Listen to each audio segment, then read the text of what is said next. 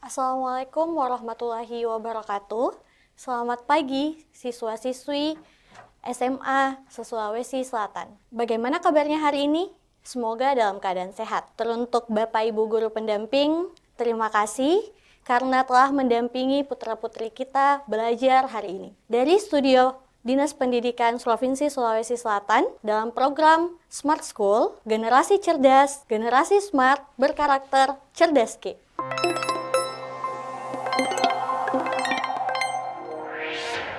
Baik, terima kasih. Assalamualaikum warahmatullahi wabarakatuh. Bersama saya Aisyah Permata Rosadi. Jadi hari ini kita akan membahas materi TKA, Tes Kemampuan Akademik Peminatan Kimia. Dan yang paling tepat kita lihat ada data ya, P plus 3R menghasilkan 2 Q. Oke, seperti itu untuk nomor 1 itu sendiri. Gampang bukan? Oke, selanjutnya, suatu larutan penyangga terbuat dari campuran NH3 dan NH4Cl mempunyai pH 10. Cara yang dapat menurunkan sedikit pH larutan penyangga tersebut adalah, jadi untuk menurunkan pH larutan, pH itu dia skalanya adalah skalanya adalah 1 sampai dengan 14, di mana titik tengahnya itu 7. Nah, kalau di bawah 7 berarti dia adalah asam. Kalau dia di atas 7 berarti dia adalah basa. Nah, kita lihat suatu larutan penyangga terbuat dari campuran NH3. NH3 ini posisinya sebagai basa. Kemudian ada NH dan NH4Cl. NH4Cl itu adalah garam yang bersifat asam.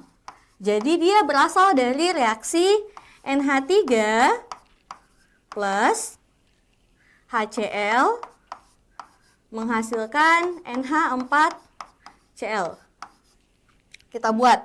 Nah, jadi reaksinya yang terbentuk adalah NH4Cl. Jadi yang dia gunakan NH3 dengan untuk larutan penyangga itu basa lemahnya dengan garamnya.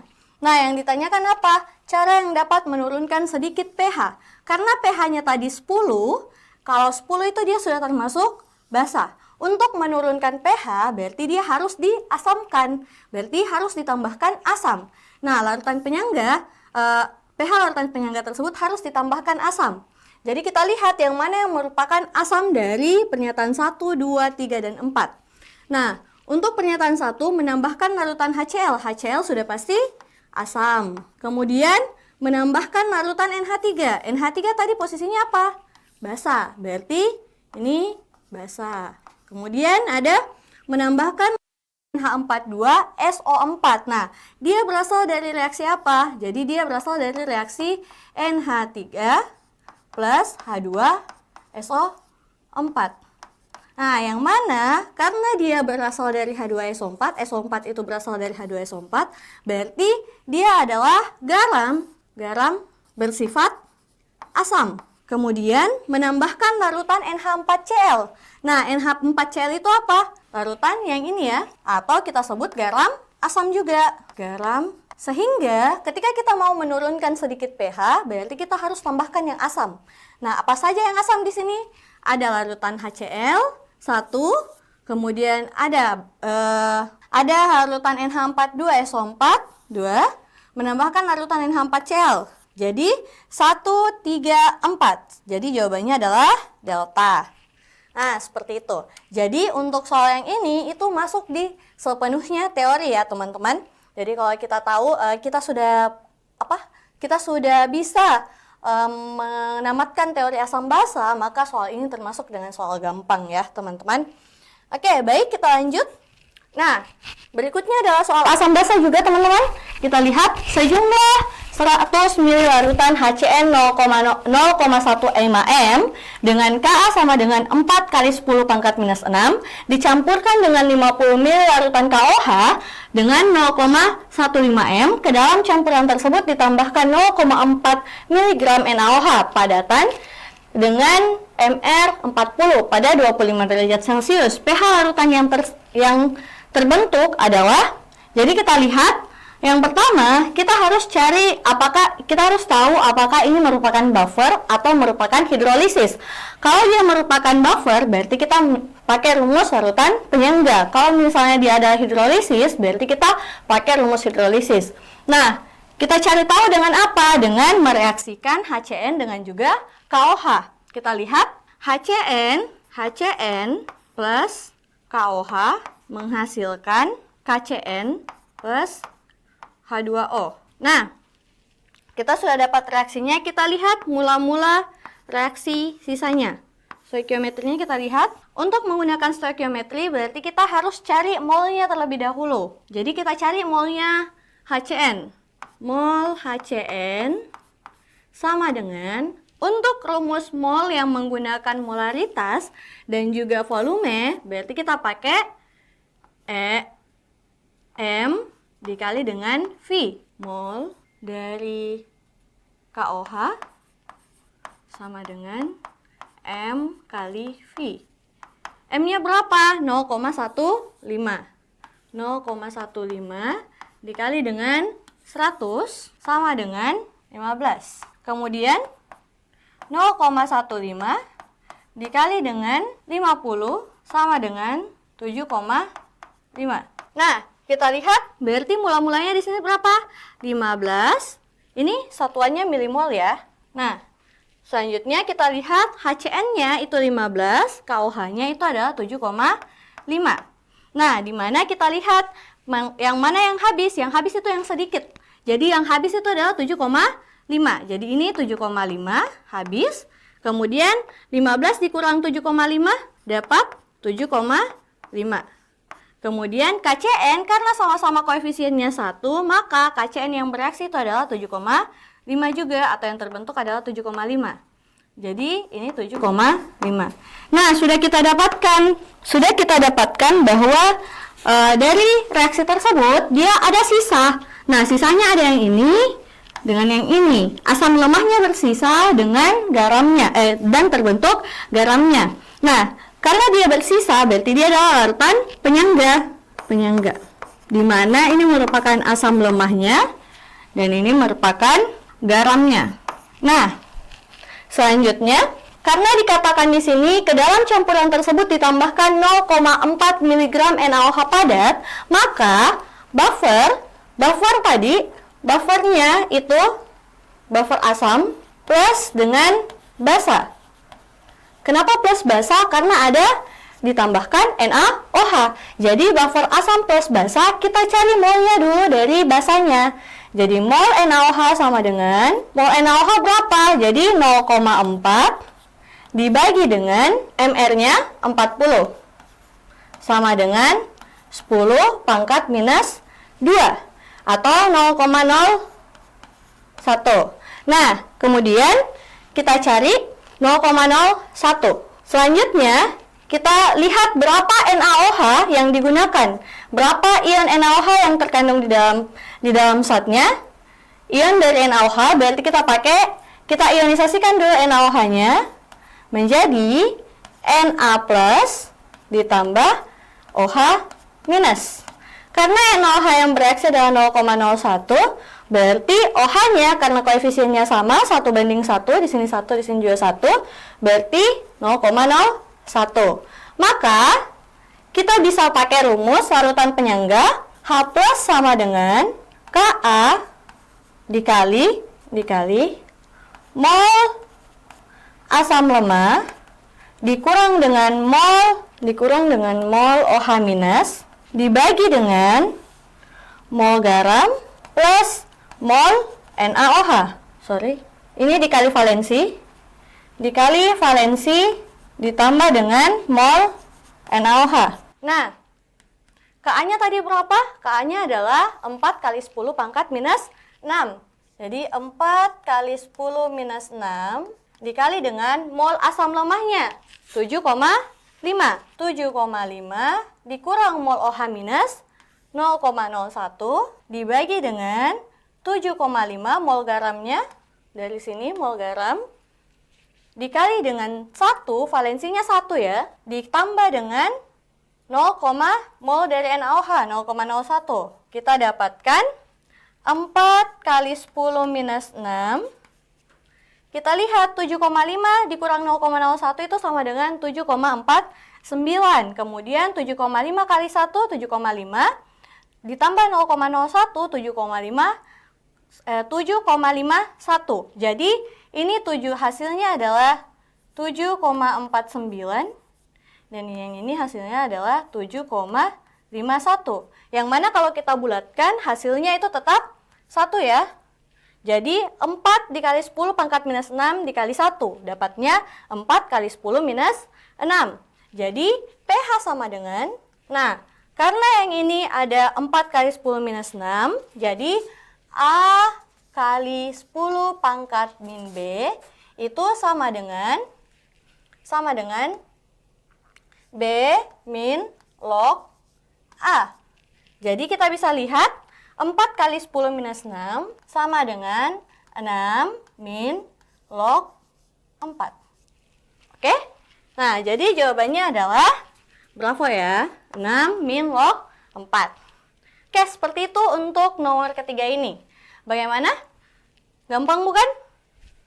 Oke. Ini rumus ini rumusnya akan digunakan ketika yang diketahui, kita harus cari dari sini ya. Kita harus cari garamnya dulu, baru kita bisa pakai rumus larutan penyangga.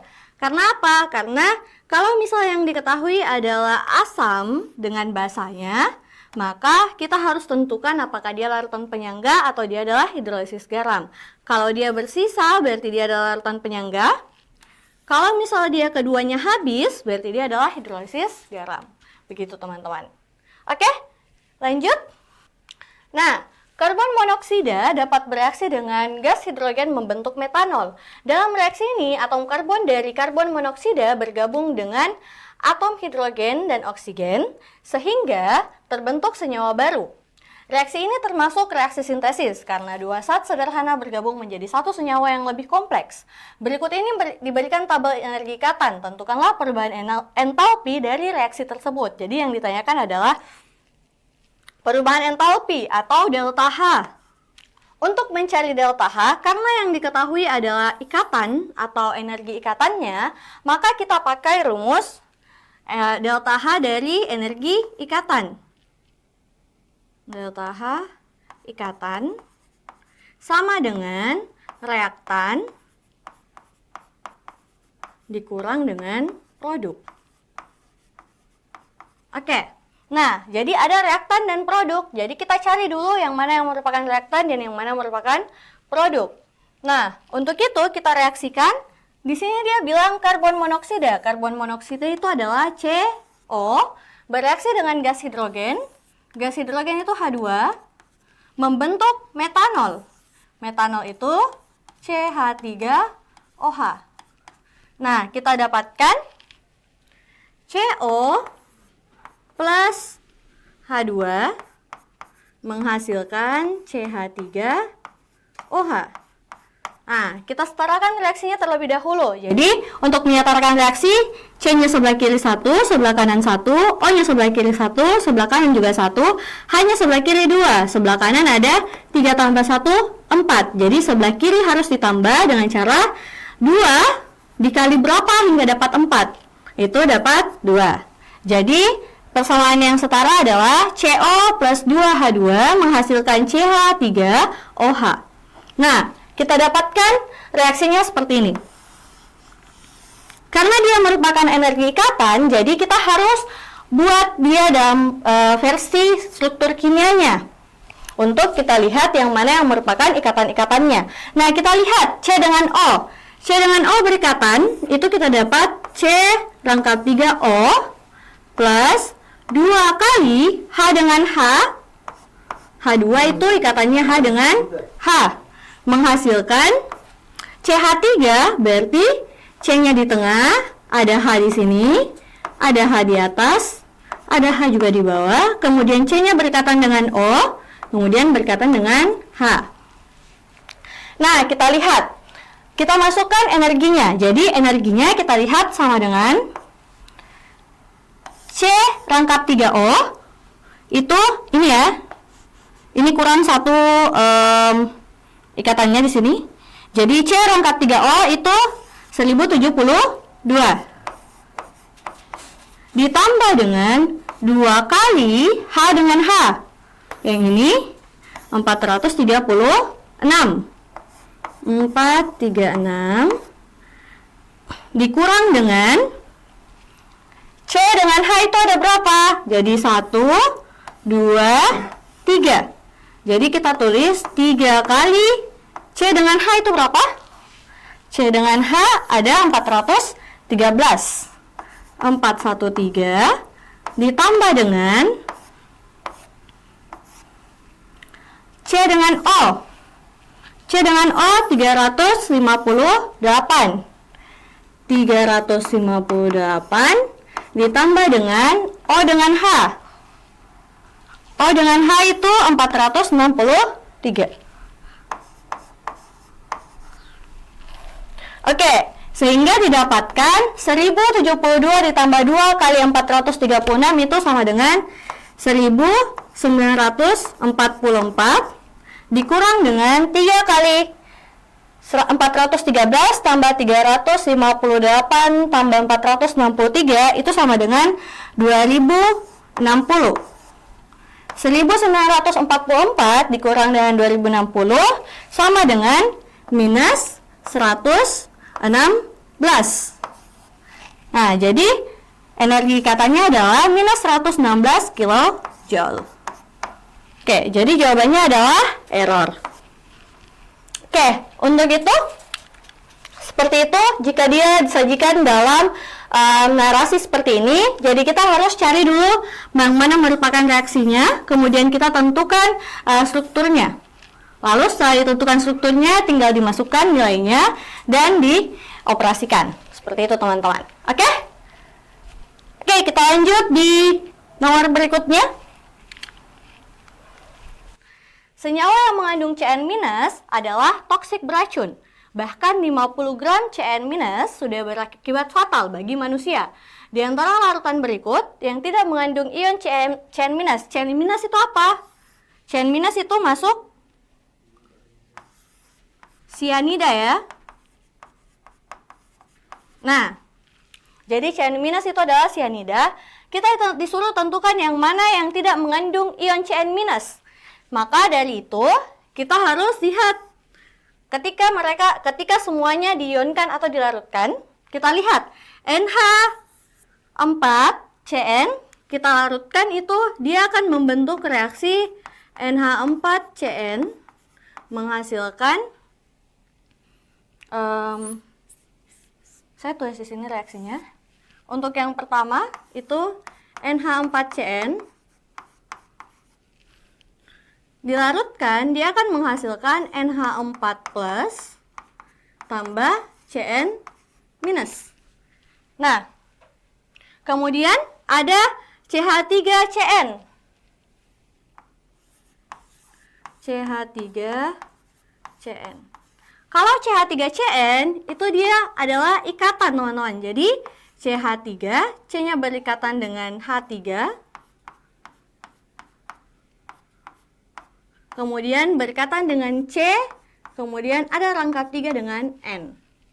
Kemudian yang ketiga ada FeCN6. Fe, jadi Fe ini dia mengikat 6 Cn. Nah, sehingga tidak terbentuk Cn-. Kemudian yang keempat itu ada NaCN. NaCN juga ketika dilarutkan dia akan menghasilkan Na plus ditambah Cn minus. Jadi yang mana yang tidak mengandung ion Cn? Yang tidak mengandung ion Cn adalah 2 dan 3. Jadi jawabannya adalah bravo. Gampang bukan? Jadi untuk soal seperti ini sebenarnya yang penting kita sudah memahami teori tentang reaksi ionisasi, kemudian reaksi ikatan, kemudian kita sudah hafal di bagian struktur. Jadi ini reaksinya seperti jawabannya adalah bravo. Oke, kita lanjut nomor berikutnya. Nah, nomor berikutnya adalah CaC2 bereaksi dengan air dengan delta H sama dengan min 128 kJ dengan reaksi CaCa2 plus 2H2O menghasilkan C2H2 plus CaOH2 kali. Jika dihasilkan 2,08 kg gas asetilen, gas etuna, maka akan dihasilkan kalor sebanyak. Nah, untuk kalor sebanyak, jadi Q sama dengan apa yang kita perlu bikin dulu diketahuinya. CaC2 itu delta H sama dengan min 128 kJ. Kemudian dihasilkan gas etilen atau etuna C2H2 sama dengan 2,08 kg. Kemudian, oke, sudah didapatkan.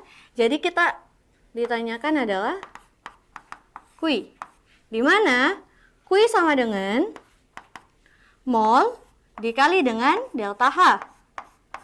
Rumusnya gampang sekali.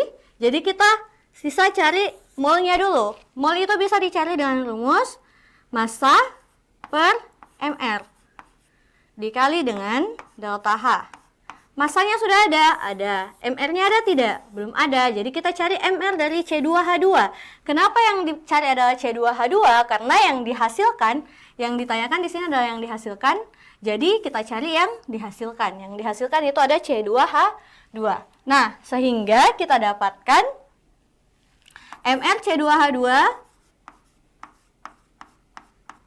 sama dengan C, AR-nya itu adalah 14. Jadi 14 kali 2, karena di sini ada 2 atom C, ditambah dengan 2 dikali 1, di sini ada 2 atom H.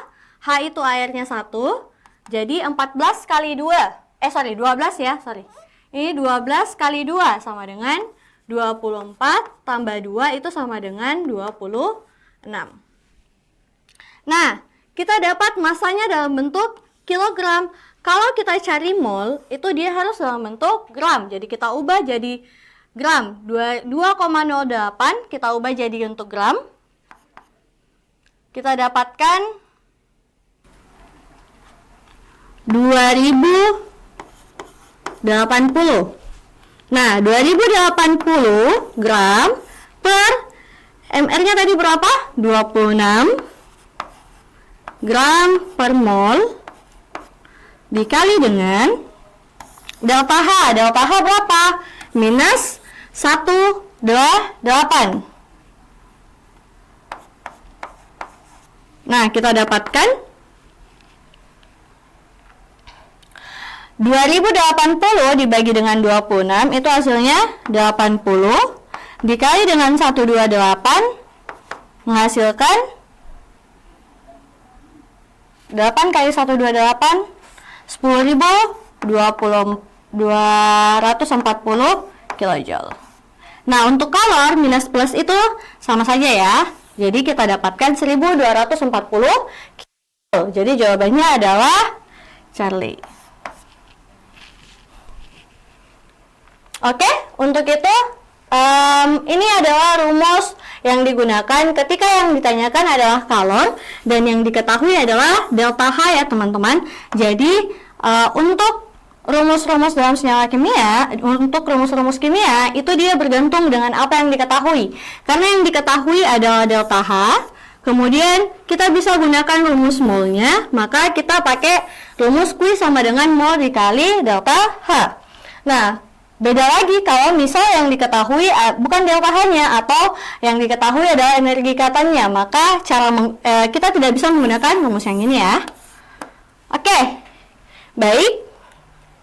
Selanjutnya, nah kita lihat sebanyak 4 gram cuplikan NaOH dilarutkan dalam air hingga memiliki volume 500 ml. Sebanyak 25 ml larutan tersebut dititrasi dengan larutan HNO3 0,1. Ternyata diperlukan 40 ml larutan HNO3 untuk mencapai titik ekivalen. Kadar NaOH dalam cuplikan tersebut adalah, kita lihat, tulis dulu diketahuinya.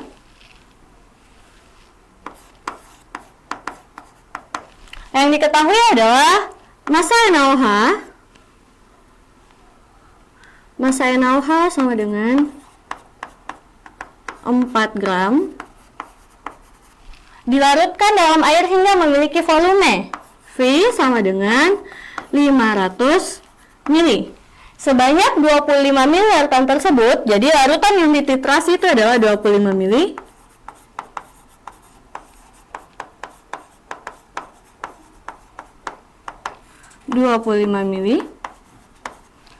Kemudian dengan larutan HNO3 0,1 m. HNO3 0,1 m. Ternyata diperlukan 40 ml larutan HNO3 untuk mencapai titik ekivalen. Kadar NaOH dalam cuplikan tersebut adalah, nah kita harus cari tahu dulu berapa HNO3 berapa mol HNO3 yang digunakan. Nah, jadi ditanyakan adalah kadar NaOH. Nah, kita cari mol dari HNO3 itu sendiri sama dengan, mol itu rumusnya adalah M dikali V sama dengan 0,1 dikali dengan 40 sama dengan 4 milimol. Nah, selanjutnya kita cari mol dari NaOH yang digunakan. Mol NaOH yang digunakan itu sebanyak berapa? Karena dia adalah HNO3, kita buat reaksinya HNO3 plus NaOH menghasilkan NaNO plus H2O. Nah, di sini dia menggunakan 1:1, maka untuk yang dititrasi itu sama dengan 4 milimol. Nah, sehingga didapatkan mol NaOH yang digunakan itu adalah 4 milimol sama dengan mol HNO3. Nah, kemudian selanjutnya yang ditanyakan adalah kadar NaOH dalam cuplikan tersebut adalah, jadi kita cari kadarnya NaOH. Untuk mencari kadar NaOH, kita bisa gunakan, kita lihat volumenya adalah 500 ml. Nah, kemudian yang digunakan adalah 25 ml. Maka kita cari dulu, volumenya sama dengan 25 per 500 sama dengan 500 dibagi 25 sama dengan 20 seper 20. Sehingga NaOH sama dengan 4 dikali 20 sama dengan 80 milimol. Nah, kemudian ditanyakan, karena di dalam NaOH itu masanya adalah 4 gram, maka kita buat sama dengan 80 dibagi dengan oke, jadi 80 kita ubah jadi milimol, jadi mol. Nah, molnya itu sama dengan dibagi dengan 1000, jadi kita dapat 0,08 mol. Nah, didapatkan 0,08 mol, jadi kita ubah dulu menjadi gramnya. Gram, sehingga didapatkan 0,08 mol massa NaOH sama dengan N per mR. Berarti mR dikali sama mol. MR kali mol sama dengan 0,08 dikali dengan 40 didapatkan 3,2 gram. Kemudian MnOH dalam cuplikan sama dengan MnOH dalam cuplikan berarti 3,2 dibagi dengan 4. Kenapa dibagi 4? Karena dari massa NaOH yang digunakan ada 4 gram. Jadi 3,2 dibagi 4 sama dengan 0,8 kali 100. 0,8 dikali 100 sama dengan 80%. Oke, jadi jawabannya adalah error. Jadi massa NaOH yang digunakan adalah 80%, teman-teman. Baik, itu saja untuk materi tes kemampuan akademik peminatan kimia untuk hari ini. Kurang dan lebihnya mohon dimaafkan. Terima kasih atas perhatiannya. Assalamualaikum warahmatullahi wabarakatuh dan sampai jumpa.